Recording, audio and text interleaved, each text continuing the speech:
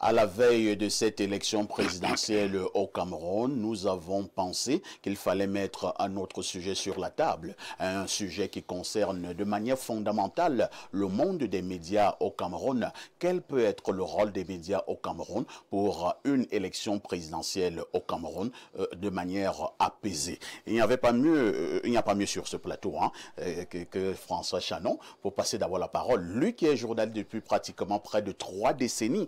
Jean-François Fanon, au moment où nous parlons de cette élection présidentielle, avez-vous l'impression que le rôle des médias est important, est prépondérant? Oui, évidemment, les médias font partie des différentes instances de la démocratie. Il y a, je parle sous le contrôle du professeur Mathias Eric Orangini, il y a le pouvoir exécutif qui contrôle le pouvoir en lui-même, c'est-à-dire le président de la République, son gouvernement, les directeurs généraux et autres. Ensuite, il y a ceux qui font les élus du peuple, c'est-à-dire le deuxième pouvoir, le pouvoir législatif, ceux qui votent les lois. Maintenant, il y a ceux qui appliquent les lois dans le troisième pouvoir, c'est-à-dire les magistrats et autres. Le pouvoir judiciaire. Oui, ça c'est les pouvoirs classiques. Mais il y a aujourd'hui, dans tous les pays démocratiques notamment, on a ce qu'on appelle le pouvoir de la médiation. C'est-à-dire le quatrième pouvoir. Le quatrième pouvoir, qui n'est pas reconnu comme tel encore au Cameroun, mais qui existe dans le principe, quoi. C'est-à-dire que les médias font font la médiation dans la société, etc. Et pendant une élection présidentielle, la plupart du temps, le syndicat national des journalistes organise un code de conduite un tout petit peu, parce qu'on n'a pas encore une force de rassemblement des médias qui soit aussi plus fort que le syndicat actuellement. On avait ce qu'on appelait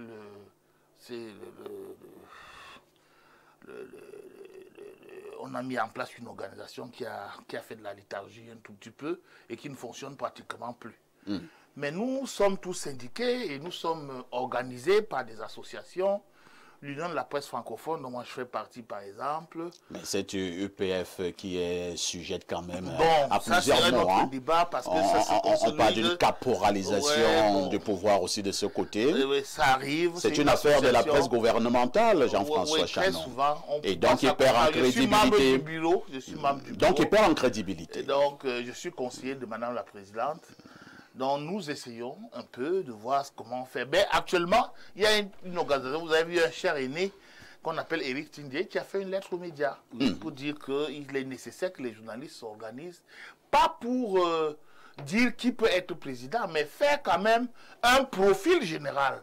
Parce que, vous savez, l'une des frustrations que j'ai eues quand j'ai fait un voyage aux États-Unis, dans le International Leadership Visitor, c'était quand une dame m'a posé la question dans la rédaction du Washington Post et elle a retrouvé un peu le Cameroun. Elle dit, mais comment vous faites au Cameroun, vous les journalistes, pour laisser une seule personne gouverner pendant 30 ans? Ce sont les journalistes qui lisent les présidents. Elle posait la question comme ça, elle dit, comment vous appréhendez ça dans votre pays? La même question peut se poser aujourd'hui pour les journalistes. On se dit, mais comment on a laissé un type prendre le pouvoir jusqu'à 43 ans parce que les critiques que nous formulons chaque jour, comme je vous l'ai dit, montrent bien aujourd'hui que le plus grand nombre de Camerounais est sous la pauvreté extrême. Et il y a un petit nombre de gens qui et c'est Orang Guinée qui le disait il y a 10 ans, qui a confisqué les tenants du pouvoir il y a peut-être une dizaine d'années. Ah, d'accord. Et qui a rendu le peuple, n'est-ce pas, dépendant de toutes ces élites-là. Pourquoi vous faites ce rappel? Non, mais c'est utile, non? Ce sont les faits, non? Ce sont les faits, utiles, parce que il a même dit ça dans le messager. Je l'avais interviewé. Ah, vous avez le journal? J'ai les archives. J'attends le numéro. En dehors de la mythomanie, j'attends le numéro. Je prends les téléspectateurs au défi qu'ils produisent ce numéro-là. Vous allez jeter J'attends le numéro. On le montrera, invitez-le la semaine prochaine. Il viendra avec le numéro. Bon, Jean-François, on va chuter. Je que c'était pour détendre un peu l'atmosphère, parce que j'ai vu qu'il y avait une colère qui montait tout à l'heure. Et il y avait un ton martial que le professeur avait adopté sur ce plateau. vous cognez même déjà la table. Le ton martial demeure. En disant que... Bon, je pense que les journalistes ont un rôle à jouer, en ce sens que, il ne faut pas encourager à l'affrontement, notamment l'encourager au tribalisme. Il ne faut pas encourager à la stigmatisation de certaines... On peut dénoncer des actes antidémocratiques. On a droit à une campagne sereine pour tout le monde. On doit donner la parole à tout le monde. Ceux qui sont candidats et qui présentent leur vue. J'ai discuté tout à l'heure en aparté avec Jean-Robert Wafo, qui me disait que bon, vraiment, il y a d'autres leaders qui dérangent, etc. Mais c'était comme ça, hein, c'est son point de vue. Mais nous, on a le devoir aux messagers, notamment, de donner la parole à tout le monde. Parce que ceux qui nous lisent ont besoin de comprendre les programmes politiques.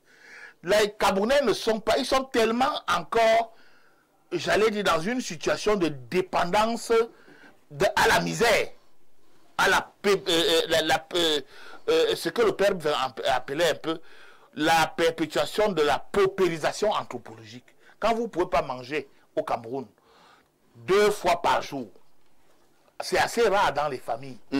Aminou, je ne sais pas si tout le monde au Cameroun a la possibilité de manger 2 fois par jour. Même 1 fois par jour. 1 fois par jour, je vois dans les familles, c'est un seul repas par jour. D'autres même ne trouvent même pas. D'autres même ne trouvent pas. Alors qu'il y a une petite caste d'individus qui se sont partagés les richesses du pays et qui vivent bien et qui n'ont pas la tendance à quoi. Ils volent même l'argent public pour vivre comme ça. Très bien.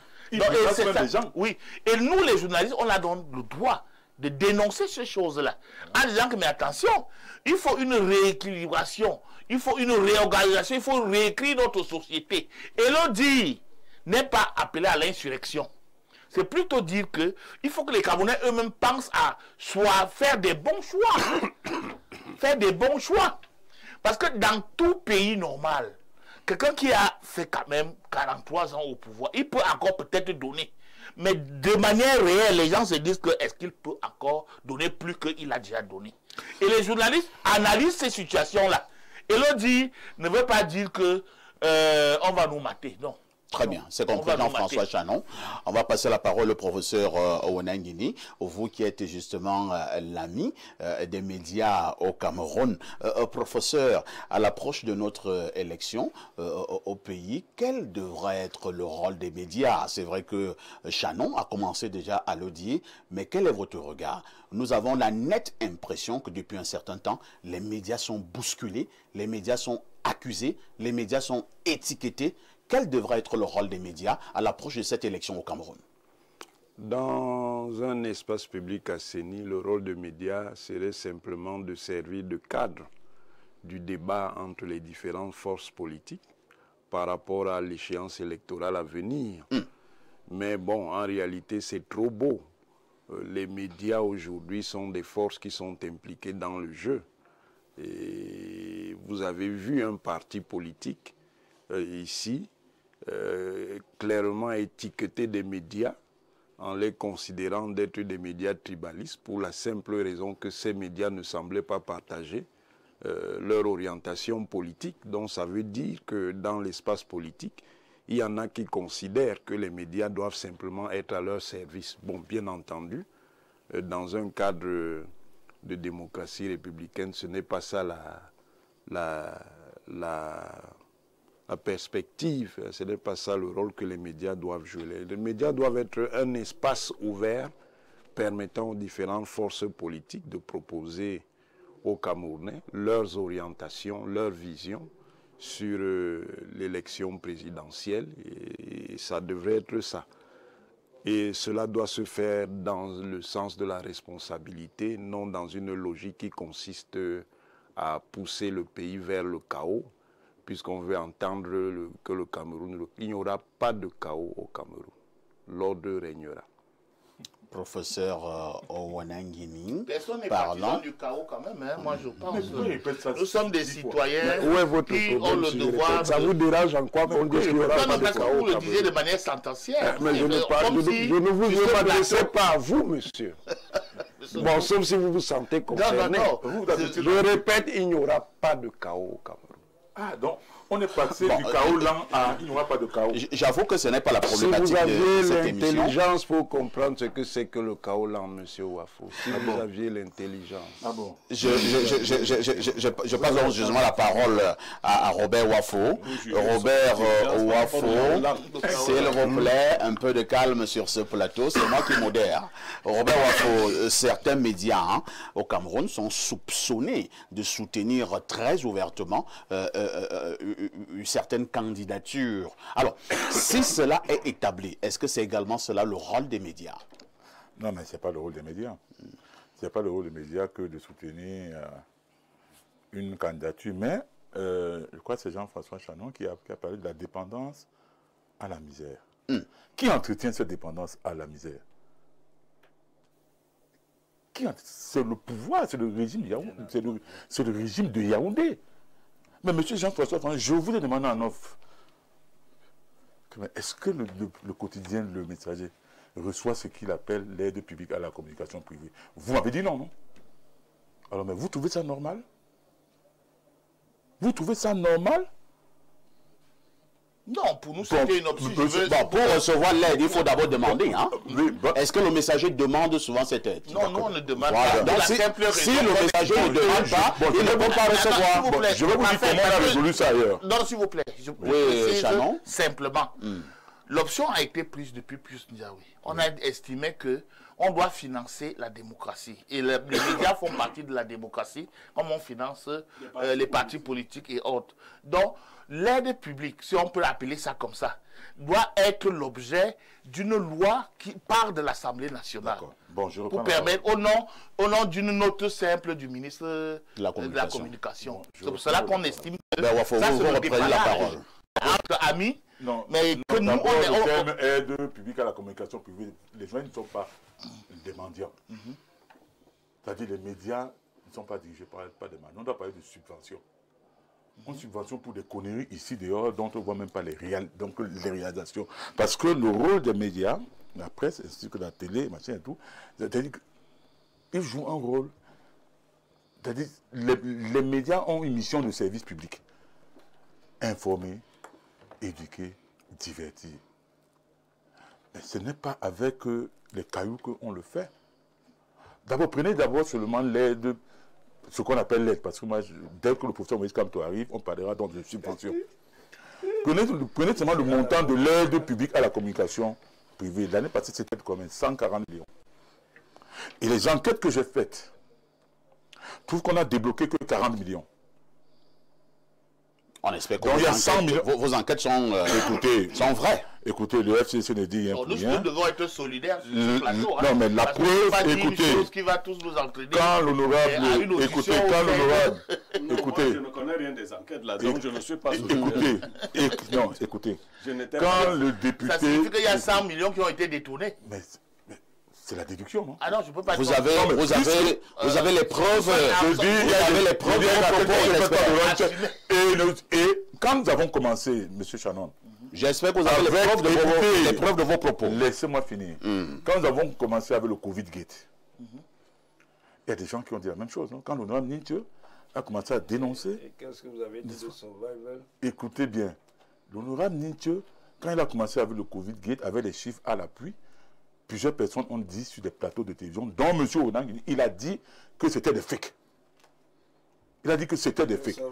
Bon, maintenant, il n'est pas normal. Bon, maintenant, et puis il y a un autre problème.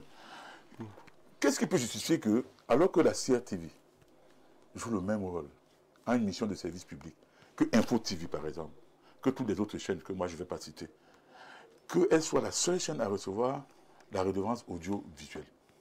Là, par contre, nous vous accompagnons. Est-ce que c'est normal? Non. Ailleurs, vous savez, en France, il y a eu ce débat. Au point où Nicolas Sarkozy avait tranché, puis bon, et donc, bon, il a dit plus de... Ce nom-là n'est pas très crédible en France aujourd'hui. Non, je prends l'exemple. Non, il a notre plan. Non, c'est le plan qui est important. Non, au point où il a dit, c'est-à-dire qu'on a supprimé, n'est-ce pas, la publicité officielle au niveau de la chaîne de France 2. On a réparti ça, puis on a plutôt dit que, ok, c'est les chaînes privées à capitaux privés. Mais regardez le montant, même 140 millions. Et je vous dis que dans les 140 millions, on a distribué 40 millions. Pourquoi le ministère des Finances ne transfère pas les montants à repartir directement dans les comptes des chaînes? Quand je parle de 140 millions, au Gabon, c'est 500 millions. De petit Gabon. De tout petit. Au Sénégal, en Côte d'Ivoire, c'est des milliards de francs CFA. Mais, bon Dieu, quel est ce pays qui ne peut pas consacrer même 1% de son budget à la communication? Très bien. Laissez-moi finir. Jeté. Laissez-moi finir, parce que ce que je dis est extrêmement grave. Parce que c'est pour ça que Chanon a fait une excellente introduction qui m'a permis, n'est-ce pas, de reprendre par la suite la dépendance à la misère. Ils ont peur que les journalistes deviennent des gens, donc, le peu qu'il faut, vivent décemment, parce qu'ils vont les tenir, n'est-ce pas, dans des officines. Il y a le moment où vous voyez, un lundi matin, une parution, il y a 4 parutions, c'est pratiquement le même titre. Mais vous vous demandez... Ça peut aussi être de l'information. Ça peut aussi être l'actualité. Bon, je n'ai cité ça ne sous-entend pas forcément qu'il y a eu un problème. Non, je dis, je constate. Quand par exemple, plusieurs journaux ont titré sur le retour de M. Kamto. Comment? Écoutez, est-ce qu'il a soudoyé Jean-François Sanon, je suis d'accord, je vous comprends, vous êtes solidaire de votre corporation. Mais je dis ce qui se passe, mais vous devez vous mettre ensemble pour arrêter ça. Monsieur Pafa ici. Oui.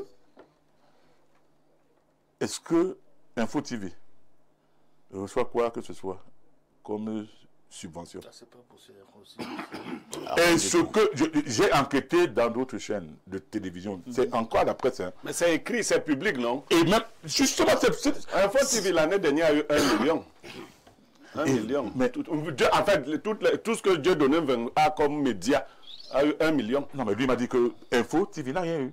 Que c'est la presse.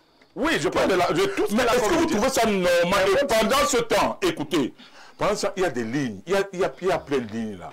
Les lignes 94. C'est vrai que c'est dédié, à l'investissement. Les lignes 60, ça sert à quoi? Ça sert à quoi? Donc, ils encouragent cela parce qu'ils veulent tenir les chaînes de télévision, ils veulent tenir les journalistes. C'est pour ça que je félicite Jean-François Chanon d'avoir parlé, n'est-ce pas, de la dépendance à la misère. Mais sauf que j'aurais souhaité qu'il précise entretenu par l'ordre régnant. C'est compris, Jean-Robert Wafou. On règle cette situation assez facilement. On a compris. On va passer la parole. Qu'est-ce que la CRTV fait que vous ne faites pas? On a compris. Et je peux même dire que vous faites même mieux que la CRTV. Allez au niveau de la médiamétrie.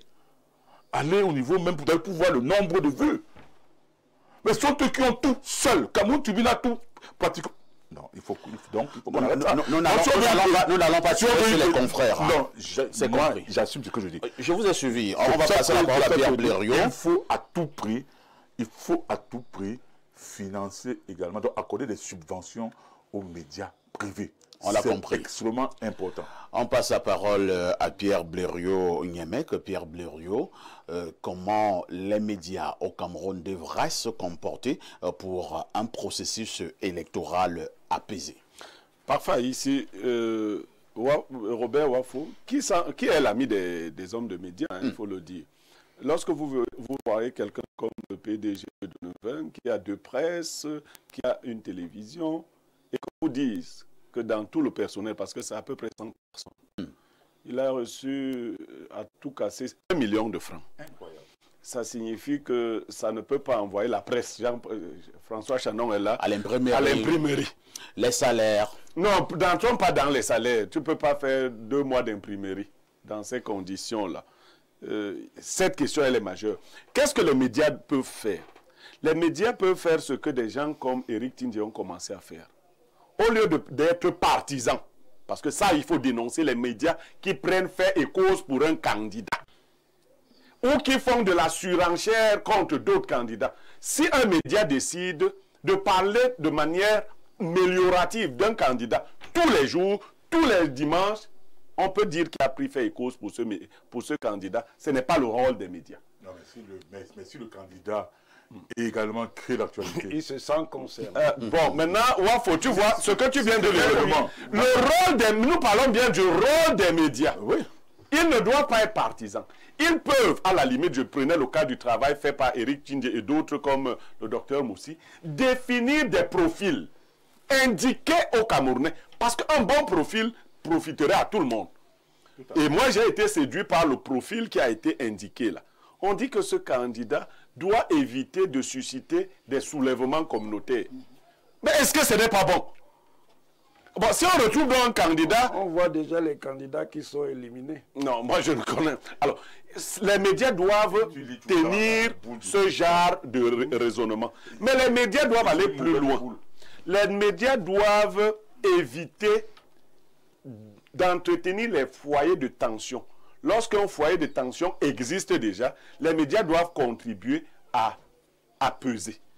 Nous devons aller vers une élection présidentielle apaisée. C'est pour cela qu'ici, par exemple, les propos de la France doivent être encadrés par les médias pour dire aux Camerounais de ne pas suivre la voie de la guerre. Nous n'avons pas besoin de la guerre, mais les médias doivent être soutenus. À la fois par les candidats eux-mêmes, hein, parce qu'il faut le dire, il n'y a pas que le pouvoir. Partout ailleurs, les candidats qui ont les moyens, quand vous mobilisez 6 milliards, quelle est la part que vous avez affectée aux médias? Non, là, je ne suis pas d'accord avec vous. Le pouvoir, j'ai 8 000 milliards. Le budget annuel, c'est 8 000 milliards. Je dis que quand vous mobilisez 6 milliards, quelle est la part? Est-ce qu'on ne peut pas avoir 1% de 6 milliards pour les médias? Demandez à l'État aussi de consacrer 1% du budget. Tu ne m'as pas suivi. Je dis que le pouvoir doit accompagner les médias. Les hommes politiques qui sont capables de lever des gros fonds.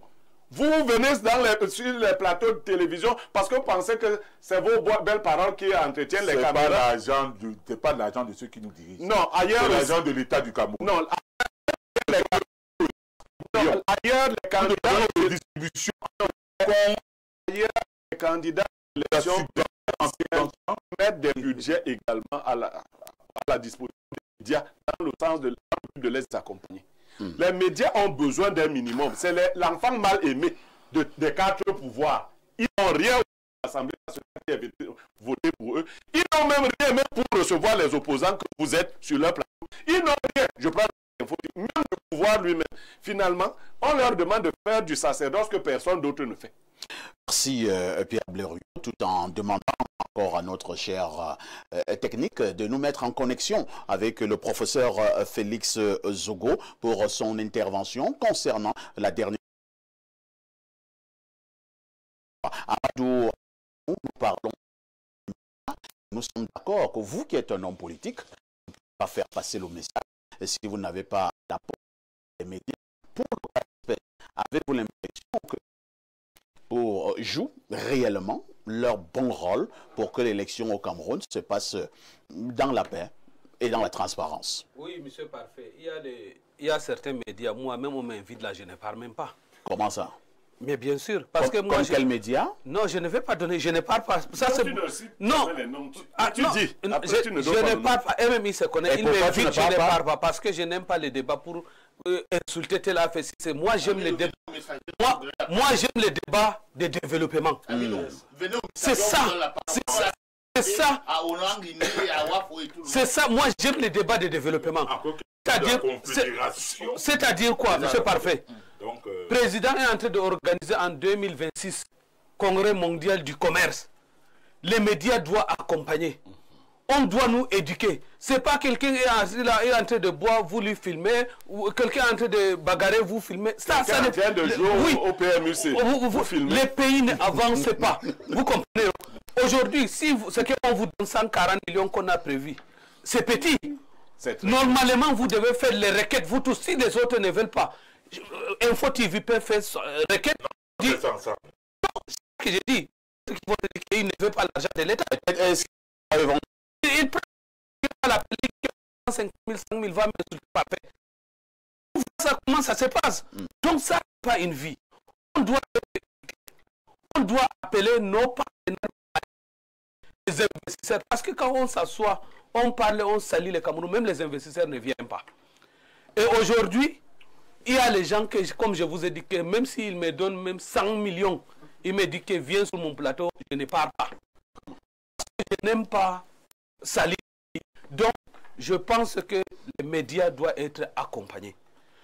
Et même au niveau des ministères de la communication, je pense que je me mets en direct. Il est en direct. Ils devaient noter pour faire même les rapports. envoyer des droits pour dire que monsieur le président Sénégal,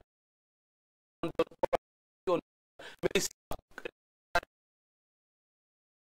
quand on voit les journaux,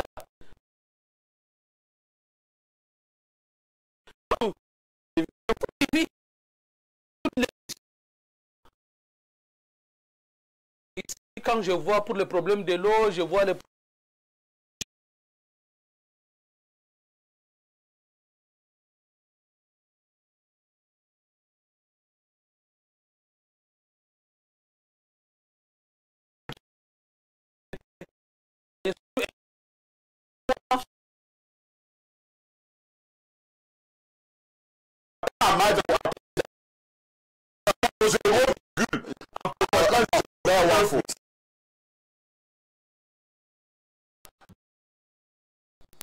Après, donc pour les médias, en 15 autres, 80 milliards. Parce que 10%.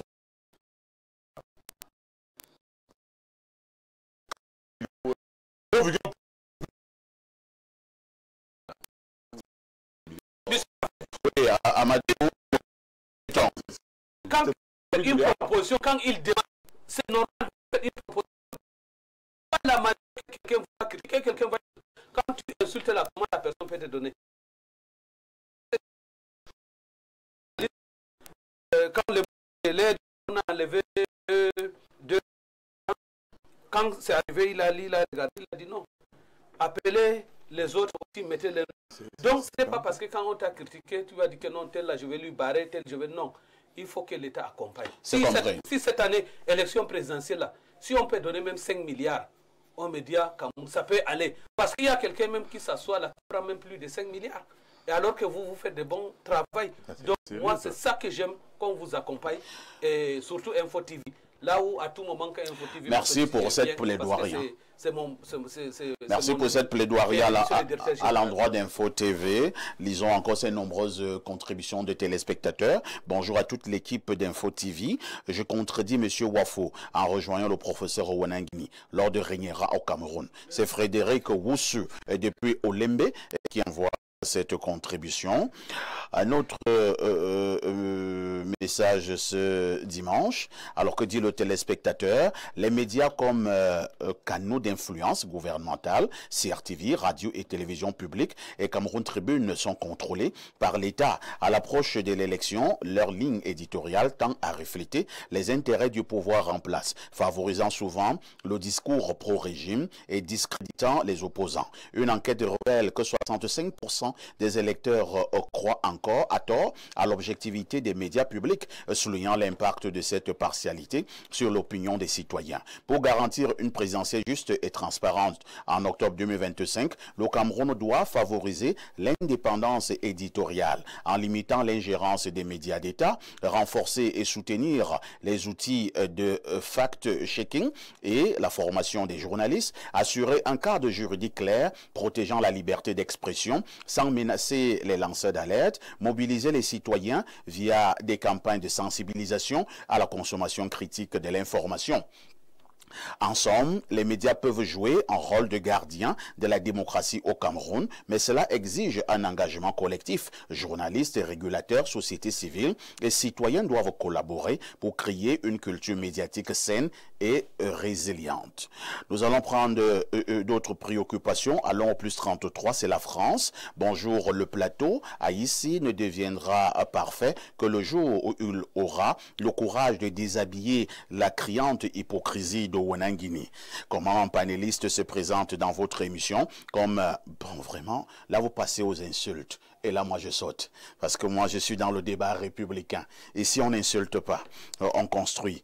Alors, nous prenons une autre préoccupation. Que dit ce téléspectateur? Bonjour, parfait. Demandez à Wafo de se calmer et de laisser le professeur parler. Qu'il aille retrouver Kamto et qu'il fasse leur politique de casserole vide. C'est Wafo. Bon. La suite également, ce sont les insultes à l'endroit de Wafo. Et je saute. Je prends un autre message. Il s'agit là du +7. C'est un téléspectateur qui nous appelle, je pense, de la Russie.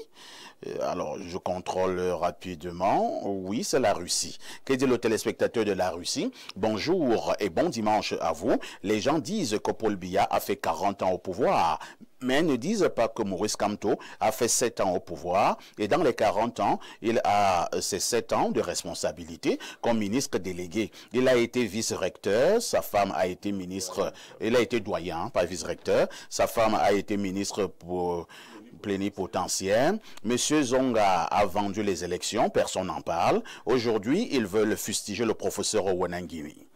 Alors, il ne nous reste plus beaucoup de minutes à passer ensemble. Hein. Jean-François Fanon, nous avons également un autre problème à l'approche de l'élection présidentielle. Les médias sont menacés, les médias sont intimidés, les journalistes vivent une pression énorme. Il y a le CNC qui est là avec son épée de Damoclès. Est-ce que cela est également de nature à faire travailler les journalistes que vous et moi, nous sommes en toute sérénité? Le boulot du journaliste est déjà un secteur de danger, hein, la plupart du temps, parce que nous n'avons pas encore cette mentalité démocratique qui est nécessaire pour accepter le pouvoir des médias. Le pouvoir des médias qui est nécessairement l'influence, l'éducation, la communication, la transmission des informations, la prise de position quand même, quelquefois avec les groupes sociaux marginalisés. Parce que si un média ne s'engage pas quand il y a injustice, quelque part, ça signifie que c'est un média qui est complice de tout ce qui procure l'injustice dans notre société. Quand on vous dit, par exemple, une image, on dit, j'ai vu tout ce matin, un policier qui arrête une personne, j'ai vu ça sur les réseaux sociaux, et pose son pied sur sa tête à Yagua pour une interpellation. Un policier. Je dis, mais attention. Qui pose son pied sur la tête de la personne que l'on interpelle. Qu'on interpelle. Je dis, mais il faut neutraliser. Là, les médias, je dis que, quel que soit le cas. Non, on vous a manipulé. Non, je n'ai pas dit que ça n'a pas encore été traité. On vous a manipulé. Non, attendez, Yemek. On n'a pas encore traité l'information. Oui. On la traitera de maintenant et c'est là qu'on trouvera qu'il y a une manipulation. Donc il y a plusieurs choses. Policiers pendant longtemps, renversant certains policiers. C'est-à-dire il a mis certains policiers au sol. Voilà. Non, mais en tout cas, c'est le travail du journaliste, c'est de traiter cette information-là. On ne monte même pas le pied sur la police a les forces de l'ordre ont le monopole de la violence. Oui. Voilà. Donc, ce qui fait que... Les légitimes. Bon, la légitimité de la violence. Mais on dit bien que la violence est légitime. Bon. On chute Jean-François. On chute simplement en disant que nous ferons notre travail. Nous serons là pour observer l'élection présidentielle, la traiter, transmettre ces informations-là et dire exactement ce qui se passe. Hein? S'il y a de la fraude, on dira qu'il y a de la fraude. Et on s'attendra à ce qui va arriver. Très bien.